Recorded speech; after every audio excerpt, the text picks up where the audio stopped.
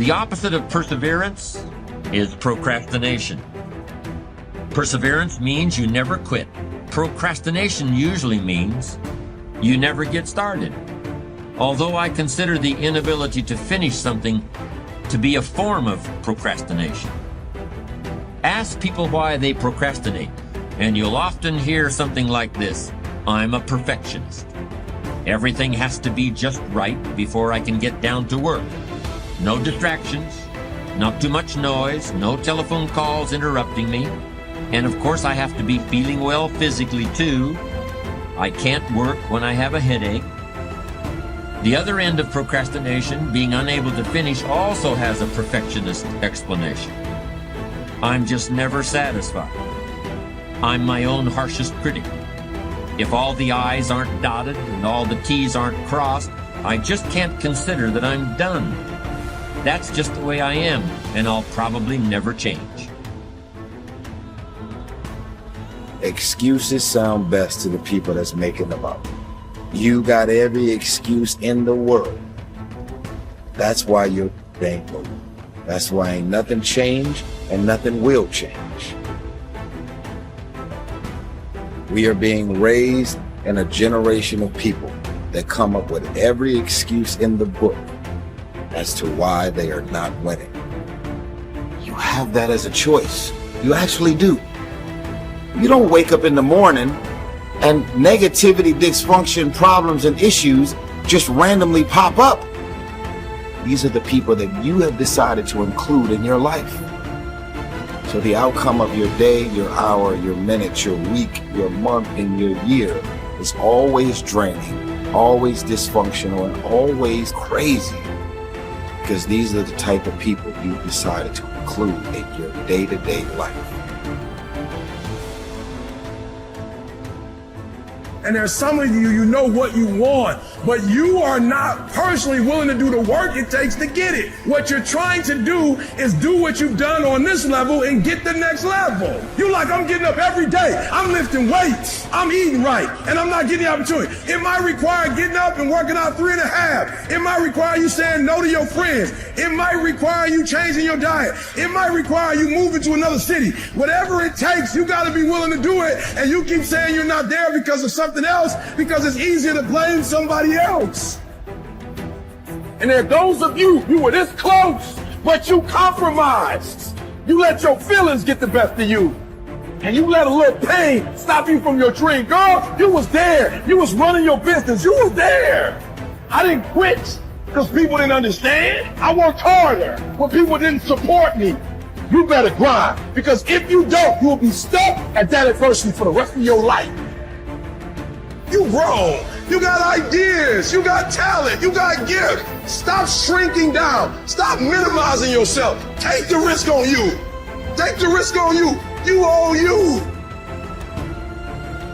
No more excuses. No more, I'll start tomorrow. No more, just this once. No more accepting the shortfalls of my own will.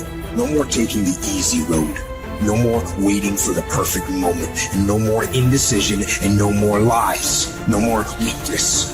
Now is the time for strength. And through strength, and through will, and through unwavering discipline, I will become who I want to be.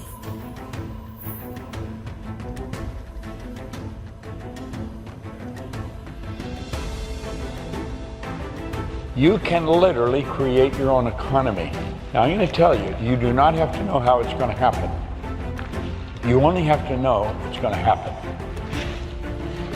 You want to stop and think what you want and take the lid off. Take the lid off your mind. You can have anything you want.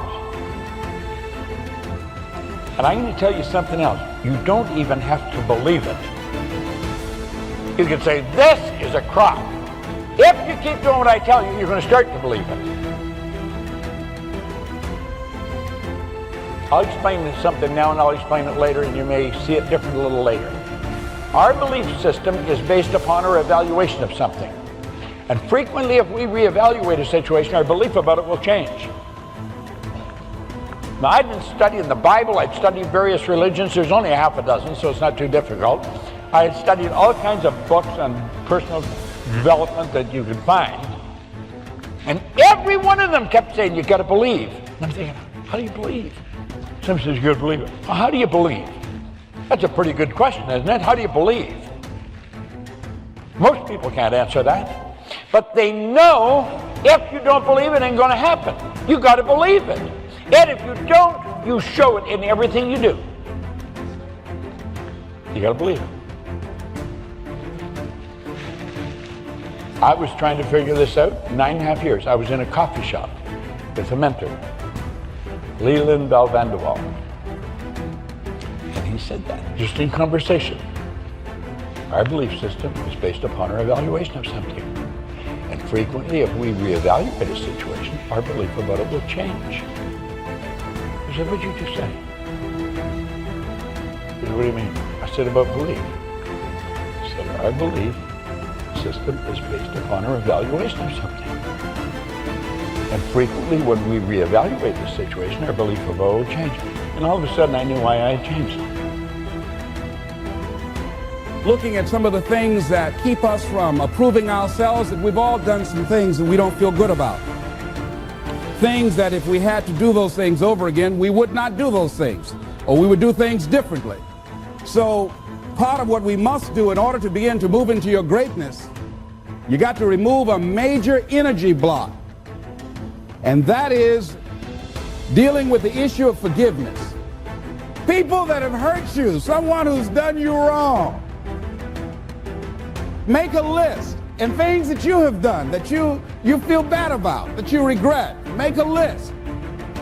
There may be a time when you weren't a good father, or a good mother, or a good brother or sister, or you were a bad child, or you didn't do a good job, or you lied, or you were dishonest, or you stole.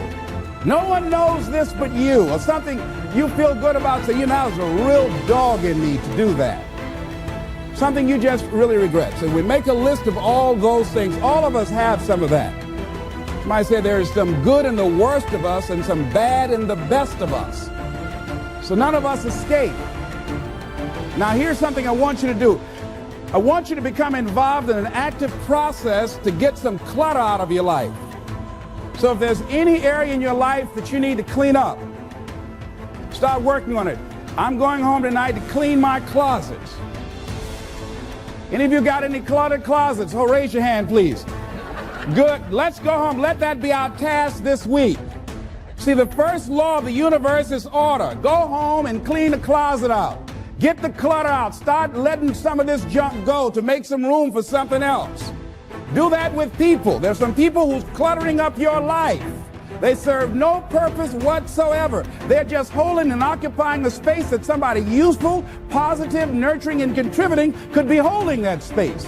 You don't even have time to look to see what else is out there because you all have all of these people surrounding you that's not enabling you to grow. So look at what is it I need to get out of my life. Just start cleaning this stuff out. Getting the drawers together, your dresser drawers, just getting stuff together. Just get them together. Maybe your car, I got to clean my car too. Got a lot of stuff in there. I live in my car. You know, can't put anything in my trunk. I got all kind of little things back there. 2 of my children back there in the trunk, you know. Everything, stuff everywhere. So I say, hey, let me just get this together. See, whatever you have in your environment is a reflection of your consciousness. So you got all that chaos there. That represents some disorganized, cluttered section of your mind. So let's get all that out of there, all right? Work to get that out, clean that up. Relentless is more than just a mindset.